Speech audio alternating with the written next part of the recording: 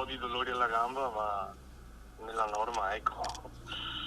Mi hanno già tolto il drenaggio, quindi sembra abbastanza bene. Resta ricoverato in situazione stabile nell'ospedale di Mestre Alberto Biondo, il bodybuilder 33enne di Cavallino Treporti, cui domenica sera uno dei 3 banditi ha sparato alla gamba, dopo che erano entrati nell'abitazione di via Pordelio dove vive insieme a genitori e nonni.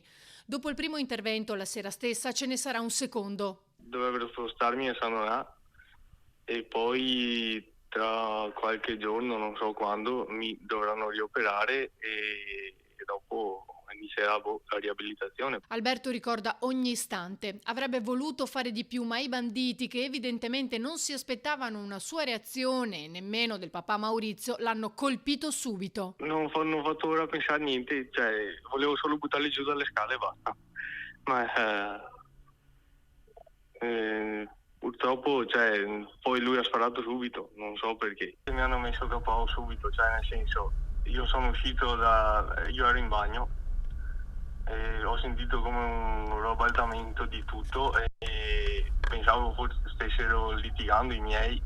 Esco e mi trovo sti qua davanti, cioè nel senso mio papà che sta spingendo questi e sto qua, io ero sul pianerottolo, lui era 2-3 gradini più giù e io dal primo istinto, lui aveva la pistola puntata, ma primo istinto ho fatto per tirargli cioè gli ho tirato una pedata e su quel momento lui poi ha sparato e quindi ho perso subito la gamba e non sono più riuscito ad aiutare mio papà, ecco. Magari se il colpo non mi prendeva così che veniva su, ma andava fuori dritto per dritto, magari riuscivo a stare un altro po' in piedi, ecco. Non ci ho più visto niente, cioè sono andato via dritto.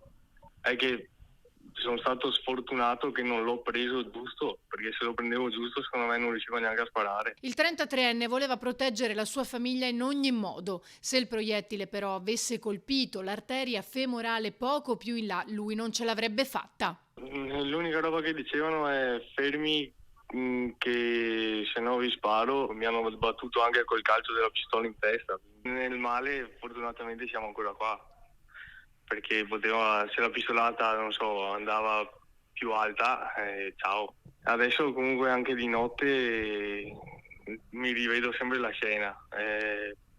Non è facile dormire. La paura ora resta. Il pensiero è che adesso magari quando ritorni a casa la sera al buio, non sai mai, cioè puoi sempre trovarti qualcuno, ecco, quello è il problema. Intanto si sta stringendo il cerchio intorno alle indagini. I banditi potrebbero avere le ore contate.